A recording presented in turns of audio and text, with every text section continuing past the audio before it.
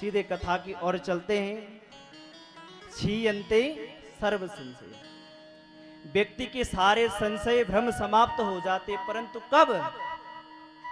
और क्षीयन्ते चास्य कर्माणि, कर्माणि में बहुवचन है। प्रारब्ध, संचित और क्रियमाण, जो तीन प्रकार के कर्म हैं, वो तीनों कर्म समाप्त हो जाते हैं, परंतु कब? जब हमें वो परम पुरुष मिल जाता है, तब। जब हम उस परमात्मा को जानने लगते हैं, तब। और 84 लाख योनियों में जिस शरीर से परमात्मा को जाना जाता है, वो है मानव देह। परमात्मा ने बड़ी कृपा करके, करुणा करके वो मानव तन हमें प्रदान किया। कब हो कि करे करुणा नर देहि, देत ईसु बिन हेतु स्नेह। ना जाने कौन सी करुणा करके, ना जाने कौन सी कृपा करके उस परमात्मा ने हमें मानव तन दिया, ताकि हम परमात्मा का भजन कर सके।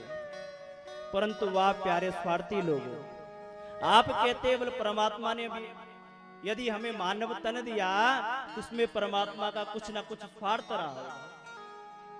क्योंकि आजकल तो बिना स्वार्थ के कुछ नहीं होता है। जहां देखो, जैसे देखो, कितना मिले, कहां से मिले, ऐसी दृष्टि व्यक्ति की हो गई कि अगर आप एक छोटा सा आयोजन भी करते हैं तो उसमें इतनी राजनीति है महाराज कि कहना क्या। ऐसी लोगों की आजकल कुत्सित भावनाएं हो चुकी है। परंतु परमात्मा कहते हैं, बोल यदि मैंने मानव तन आपको दिया है तो उसमें मेरा फायदा क्या है? बोले हमने आपको मानव बनाकर भेजा ताकि आप क्या करो, हमारा भजन कीर्तन करो। क्योंकि जब तक संसार में भजन कीर्तन करने वाला व्यक्ति नहीं होगा, तब तक परमात्मा को भी बल नहीं मिलता है। अरे भाई, मानव तन दिया परमात्मा ने, गिफ्ट है, तो गिफ्ट को तो संभाल के रखना चाहिए। और जितना सुंदर और महंगा गिफ्ट हो, उसे उतने ही लॉकर में संभालते कि नहीं संभालते? तो परमात्मा ने करुणा करके गिफ्ट देकर ये मानव शरीर हमें दिया, ताकि हम परमात्मा का भजन करें। इसमें केवल परमात्मा की कृपा है। एक बार क्या हुआ, एक विद्यार्थी ने परीक्षा दी और परीक्षा में आए थे 10 प्रश्न। उनमें से कुछ प्रश्न क्या थे, वैकल्पिक थे, इसे करो या इसे करो। और विद्यार्थी बड़ा होशियार था, उसने क्या करा, सारे के सारे प्रश्न हल कर दिए और नीचे और लिख दिया, बोले परीक्षक महोदय, बोले जिसे चाहो उसे जांच लो। जब परीक्षा जांचने वाले ने ये पढ़ा, बोले बड़ा अहंकारी है। अगर दिमाग घूम गया ना, तो जो प्रश्न सही किया उसे काट करके गलत प्रश्न को जांचना प्रारंभ कर देगा और आपको फेल कर देगा महाराज। परंतु वही अगर कृपा का स्वरूप आ गया, बोले चाहे कैसे भी है, बोले अहंकार तो है परंतु बड़ा होशियार भी है, मेधावी है, तो गलत प्रश्न को काट कर सही प्रश्न को जांच लेगा। तो ये परमात्मा की कृपा है। परमात्मा ने कृपा करके हमें मानव देह प्राप्त दिया।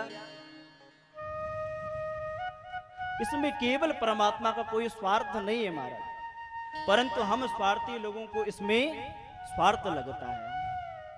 इसलिए व्यक्ति को अहंकार नहीं करना चाहिए।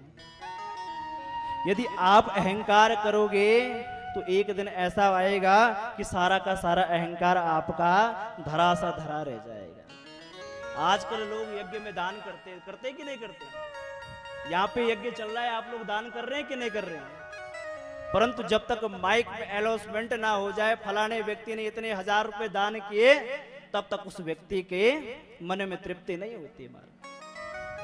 अरे अगर दान देना है तो रहीम जी से पूछिए दान कैसे देना है, दान देने का तरीका क्या है। देनी ऐसी देन है जो नित देखे हुसैन, जो जो करे पर उठे क्यों त्यों नीचे ने।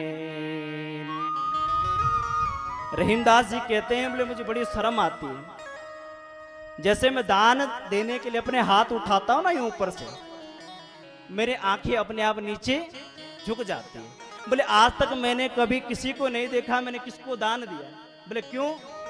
देनहार कोई और है, निस दिन रहते हैं देन, लोग भ्रम हम पर करते याते नीचे ने। देने वाला परमात्मा है, लोग भ्रम हम पर करते हैं, इसलिए महाराज मुझे बड़ी लज्जा आती है। बोले अपने आप को मैं बहुत ज्यादा लज्जित समझता हूं। जब आपकी ऐसी भावना होगी दान देने की, तब जाकर आपके दान से आपके पितरों को सुकृत मिलेगा महाराज। और गीता में तो यहां तक कहा गया कि छीणे पुण्य मृत्यु लोके विस्मृति। जब व्यक्ति का पुण्य क्षीण होने लगता है तो स्वर्ग से भी धकेल कर नीचे भेज देता है। बोले महाराज आपका रिजर्वेशन खत्म, बोले जाओ, तो कभी भी दान दो, बड़े सावधान होकर दो। दान धर्म की बड़ी महिमा है।